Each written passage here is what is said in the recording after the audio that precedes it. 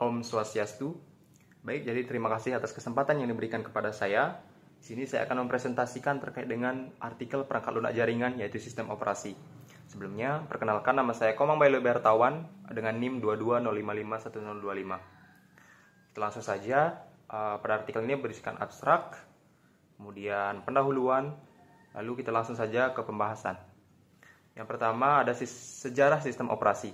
Pada awal komputer pertama kali ditemukan pada tahun 1945, masih belum digunakan yang namanya sistem operasi. Perintah diberikan langsung pada komputer yang dimana pada awalnya masih digunakan sebagai mesin hitung. Kemudian pada tahun 1955 diperkenalkannya batch processing system, yaitu job yang dikerjakan dalam satu rangkaian, lalu dieksekusi secara berurutan, di mana pada generasi ini masih belum digunakannya sistem operasi. Lalu karena perkembangan komputer menjadi lebih pesat, maka pada tahun 1965 komputer mulai dilengkapi dengan yang namanya sistem operasi. Di tahun ini, sistem operasi sudah dapat digunakan untuk multi-user dan multitasking. Dengan semakin kompleksnya fungsi komputer, pada tahun 1980 mulai diciptakan sistem operasi yang menggunakan GUI atau Graphical User Interface, serta kemampuan untuk membuat jaringan komputer. Berikut adalah foto salah satu pencipta sistem operasi, yaitu Unix, yang bernama Ken Thompson dan juga rekannya dari AT&T, atau American Telephone and Telegraph Laboratories. Lanjut ke pengertian sistem operasi. Sistem operasi jaringan adalah sebuah jenis sistem yang ditujukan untuk menangani jaringan. Umumnya, sistem operasi ini terdiri atas banyak layanan atau service yang digunakan untuk melayani share file, DNS service, HTTP service, dan layanan lainnya, di mana sistem operasi akan membantu kita dalam melakukan suatu pengoperasian jaringan sehingga jaringan yang kita bangun akan berjalan dengan baik. Adapun dua tipe dari sistem operasi jaringan. Yang pertama yaitu peer-to-peer, yang dimana sistem operasi melakukan suatu sharing file, yang dimana sistem operasi tersebut bisa menjadi klien maupun server. Kemudian ada sistem operasi client server, yaitu sistem operasi jaringan yang memungkinkan untuk digunakan dalam melakukan pelayanan antara server dan klien. Pada komputer server, sistem operasi dipergunakan sebagai pemberi layanan terhadap klien, sehingga komputer klien bisa mengakses suatu file ataupun data tertentu. Adapun beberapa karakteristik sistem operasi jaringan. Yang pertama, memiliki pusat kendali sumber daya jaringan. Kedua, memiliki akses aman ke sebuah jaringan. Mengizinkan remote user. Mengizinkan user untuk dapat terkoneksi ke jaringan lainnya, melakukan backup data, dan memastikan data tersebut tersedia untuk jangka waktu tertentu. Ada sistem operasi berbasis CLI dan GUI. Sistem operasi berbasis CLI atau kepanjangannya Command Line Interface, yang dimana dalam melakukan suatu konfigurasi jaringan, kita harus menggunakan perintah berbasis teks ataupun sintak-sintaknya menggunakan teks. Sedangkan sistem operasi berbasis GUI atau Graphical User Interface itu sudah memiliki tampilan yang menarik, di mana mempermudah kita dalam melakukan suatu konfigurasi. Kemudian adapun jenis sistem operasi berbasis CLI. Yang pertama ada DOS atau Disk Operating System. Sistem operasi ini merupakan sistem operasi yang digunakan pada tahun 1980-an, di mana user ketika ingin menggunakan sistem operasi ini harus menggunakan perintah teks melalui keyboard. Berikut beberapa macam dari sistem operasi DOS. Yang pertama, IBM PC DOS atau International Business Machine Personal Computer Disk Operating System. Sistem operasi ini merupakan buatan Microsoft, namun sistem operasi ini dimodifikasi agar bisa digunakan oleh komputer IBM PC. Selain itu, IBM juga mengeluarkan PC DOS yang dibeli dari Microsoft untuk komputer IBM yang berbasis prosesor Intel 8086. Yang kedua ada DR-DOS, Digital Research Disk Operating System, Novell Personal Network, Caldera DOS, FreeDOS, dan MS-DOS. Adapun kelebihan dan kekurangannya, yang pertama kelebihan, dapat lebih memudahkan dalam pembuatan folder dan subfolder, dapat melihat file di suatu hard disk dan file yang hidden, dapat mengcopy file lebih cepat dibandingkan sistem operasi berbasis GUI. Kekurangan DOS, pertama risiko kehilangan file lebih besar, tampilan kurang menarik, pengoperasian berbasis teks yang membuat user awam susah untuk menggunakannya.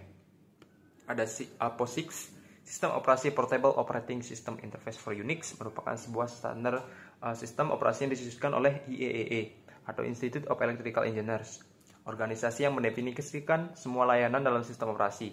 Namun POSIX ini diusulkan oleh Richard Stallman sebagai jawaban atas permintaan IEEE untuk nama sistem operasi yang mudah diingat. Berikut contoh gambarnya POSIX. Kemudian lanjut ke Linux. Sistem operasi ini merupakan sistem operasi berbasis Unix yang dapat dijalankan pada perangkat keras PC berbasis Intel x86. Linux dikembangkan berdasarkan Unix yang dimana kemampuannya hampir sama. Linux memiliki kemampuan sebagai server maupun workstation seperti halnya Unix. Hingga kini perkembangan Linux didukung oleh yang namanya GNU GPL atau GNU General Public License. Lisensi yang memungkinkan suatu software termasuk sistem operasi untuk digunakan dan disebarluaskan secara bebas, di mana pengguna atau penerima berhak menerima source code serta hak-hak yang diizinkan oleh pembuat aslinya. Adapun beberapa contoh dari sistem operasi Linux, yang pertama ada Debian, Ubuntu, Linux Mint, Slackware, Red Hat, ataupun Kali Linux. Ada kelebihan dari Linux, yang pertama bersifat open source, bebas dan terbuka sehingga tidak memerlukan biaya untuk mendapatkannya. Linux sekarang sudah mudah dioperasikan, memiliki pengalaman yang lebih unggul, cocok untuk digunakan pada PC yang memiliki spek minimum, jarang terjadinya crash ataupun hang, memiliki komunitas di berbagai penjuru dunia. Kekurangan dari Linux, banyak user yang belum terbiasa dalam menggunakan Linux, karena seperti yang kita ketahui Linux berbasis CLI. Proses instalasi tidak semudah Windows, aplikasi pada Linux tidak seampuh pada aplikasi Windows, Linux sering membingungkan user. Kemudian ada Unix. Unix merupakan sistem operasi berbasis CLI yang bisa dikatakan sebagai kakak daripada sistem operasi Linux. Unix merupakan sistem operasi yang awam digunakan oleh orang lain karena seperti halnya Linux, Unix lumayan susah untuk pengoperasiannya. Kelebihan Unix, yang pertama ada portabilitas, yaitu dapat diadaptasikan dengan mudah dengan komputer lain, multi-user, multitasking, sistem file hierarkial, pengorganisasian informasi atau data yang mudah untuk diingat dan diakses.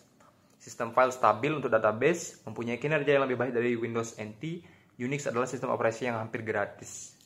Kekurangan Unix, tampilan kurang menarik, membutuhkan memori yang cukup besar, beberapa hardware sulit untuk menyediakan driver untuk Unix, sulit untuk digunakan oleh user yang awam.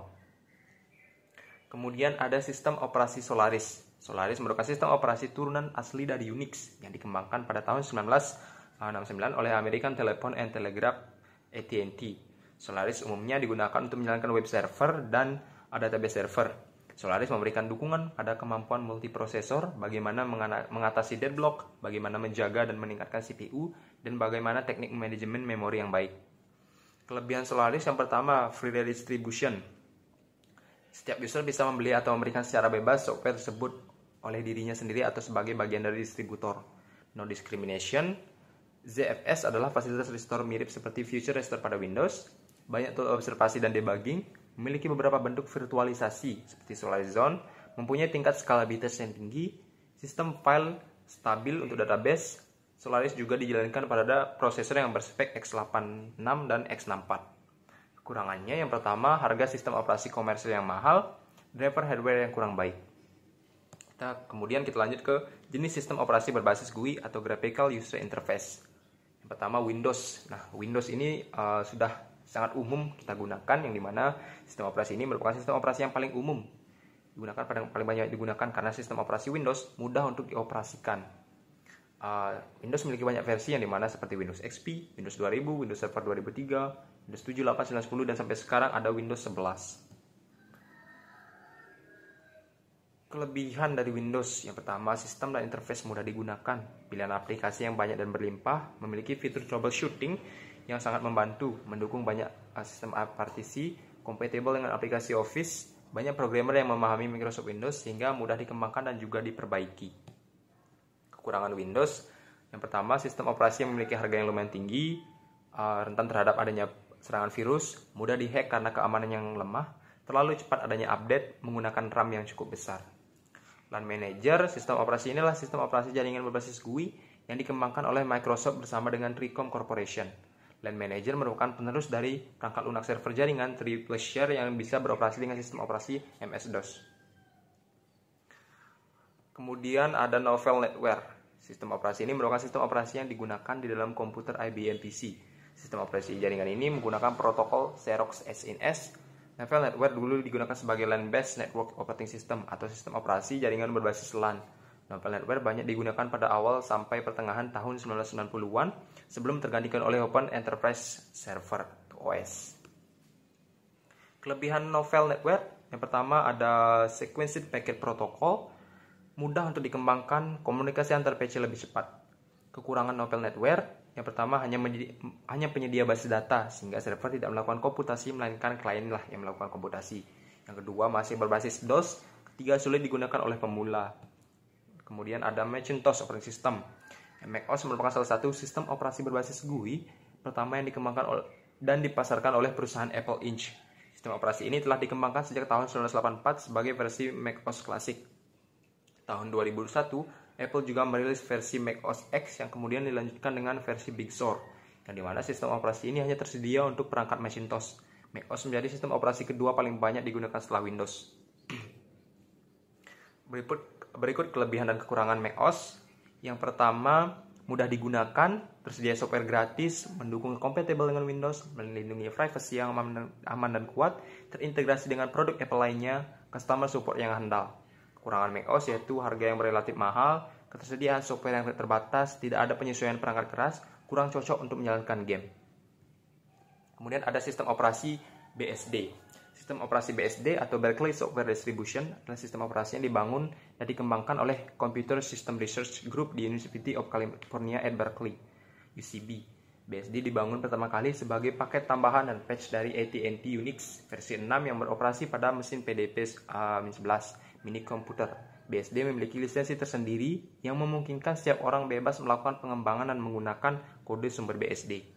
Adapun beberapa jenis dari sistem operasi BSD yaitu 386 BSD. Ini sistem operasi ini adalah sistem operasi Unix lagi bebas yang dibuat berdasarkan BSD. Kemudian ada FreeBSD. Sistem operasi ini merupakan turunan dari sistem operasi bertipe Unix bebas yang diturunkan dari AT&T lewat cabang Berkeley Software Distribution. FreeBSD digunakan oleh banyak perusahaan, ISP, peneliti profesional di bidang komputer. Kemudian ada NetBSD. Sistem operasi ini adalah sistem operasi Unix-like terbuka open source sama seperti BSD yang dikembangkan dari BSD yang merupakan turunan BSD sumber terbuka kedua yang dirilis secara resmi setelah 386 BSD dan terus dikembangkan dengan aktif. NetBSD merupakan sistem operasi yang bebas, aman, dan memiliki portabilitas tinggi. NetBSD sangat mendukung platform 64-bit alpha server. Baik, berikut itulah tadi pembahasan terkait dengan sistem operasi. Kemudian ada kesimpulan yang dimana sistem operasi merupakan sistem yang digunakan untuk melakukan suatu pengoperasian pada komputer. Sistem operasi sendiri memiliki banyak versi yang dimana memiliki fungsi yang sama, hanya saja pengoperasian yang berbeda. Sistem operasi berbasis CLI menggunakan teks sebagai pemberian perintahnya, karena hal tersebut membuat orang yang awam ketika ingin menggunakannya menjadi sulit untuk mengoperasikannya. Sedangkan sistem operasi berbasis GUI memiliki tampilan yang menarik sehingga orang awam pun bisa mengoperasikan sistem operasi ini. Sistem operasi memiliki kelebihan dan kekurangannya masing-masing yang dimana digunakan sesuai kebutuhan dari orang yang ingin menggunakannya. Jadi sekian presentasi dari saya. Jika ada kesalahan kata maupun hal-hal yang kurang berkenan, saya mohon maaf. Saya tutup dengan Paramasanti. Om Santi Santi Santi Om.